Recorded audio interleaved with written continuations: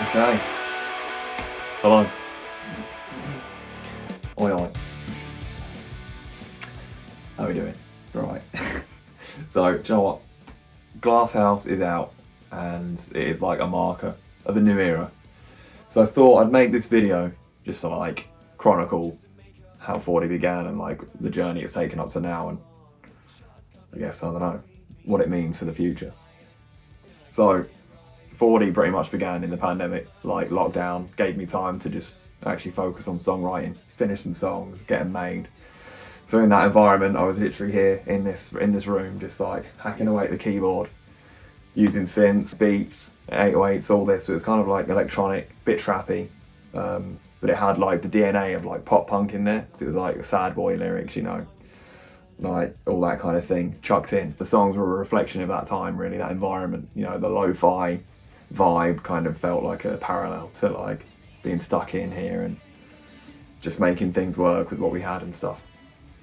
So once that happened, you know, but I made the songs though with the intent that they were like finished and fully realised at that point. So the first project was Despite Yesterday. Then that Christmas, I Have Nightmares While I'm Awake, which was a little EP.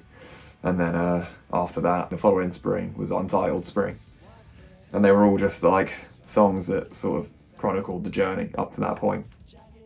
The weirdness that we kind of felt.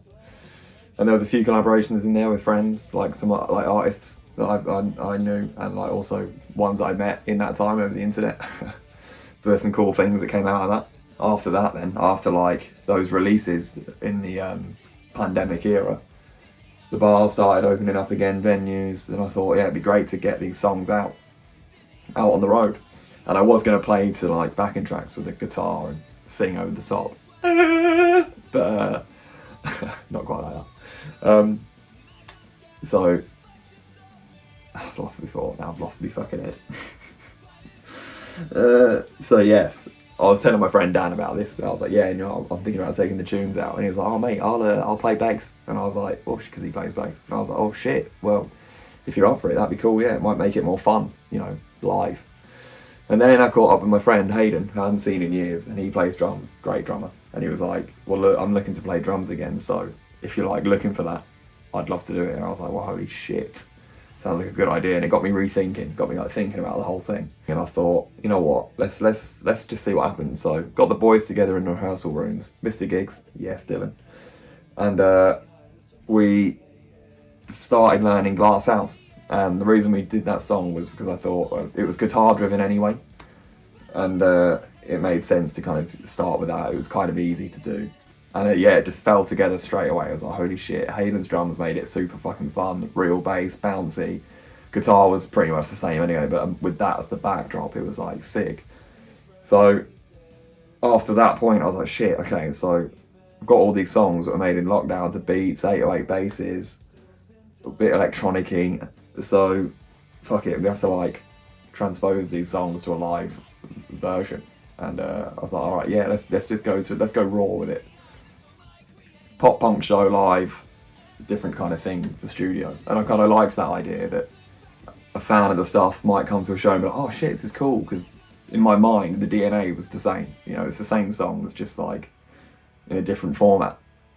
But then someone after one of these shows, so we did a few shows, and someone came up to me after one of the shows and was like, oh, is that song on Spotify? And I was like, yeah. And in my mind I was like, shit, but it's not going to be as you've heard it tonight. And it got me thinking, and even Dan, the bassist, was like, oh yeah, I think you need to like align the shows a bit more to the real stuff. And I was like, oh. Or align the real stuff to the shows. So after this I was like, I don't know, I stuck to my guns a little bit, thinking it's fine, like fans of the stuff hopefully will be fans of the real, the studio stuff will be fans of the stuff they see live.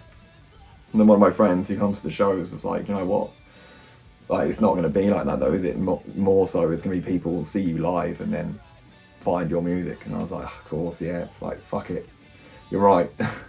So back into the studio I went, and I started with Glass House. So I was like, right, I'm going to remake Glass House in the way we play it live and properly like record it and get it made to like with the full band feeling. And again, yeah, fell into place, and I was like, oh fuck, maybe this is it. Maybe this is like how Fordë should be.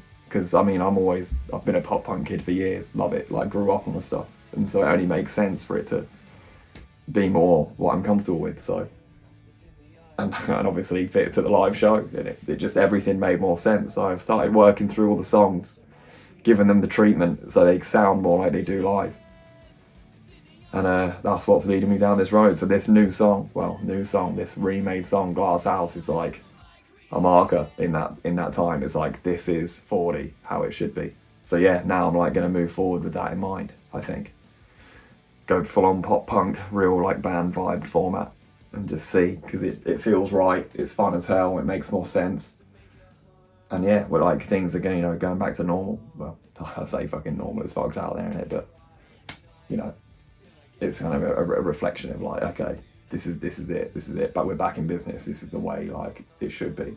So then it got me thinking about the discography and the shit that's out there already, and I was like, right, fuck, I was going to pull it all down, just going to pull everything down to start from scratch, but then I was like, oh, fuck, I haven't got the heart. It's like such a marker in time, like that was a real like process, it was a real journey, and I didn't want to just like erase it. So I've basically I've taken them off, but re-uploaded them under like 2 projects. So Pandemics with an X, clever. Songs from Lockdown and Pandemics, collaborations from Lockdown. I thought I'd put them under two little mixtapes, so people can be like, oh yeah, that's where it came from. And I'm gonna really try and be like, yeah, this was like where it all began. This is like Pandemic Fordë, but this is like Fordë as it should be. So yeah, fucking hell, I've been waffling on for ages, but that's the kind of journey it's taken. It's gone from lo-fi bedroom shit to still bedroom shit, but full band vibe. So check it out, see what you think. And both glass houses are out there. So you got the old one, you got this revamped one. If you want to check them out, see the difference, then be my guest.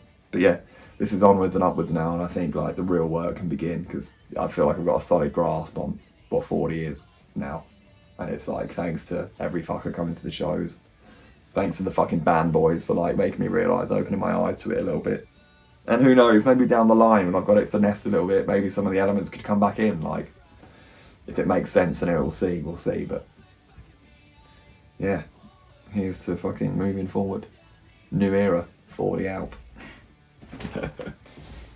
Yeah, and fucking listen to Glass House, would you?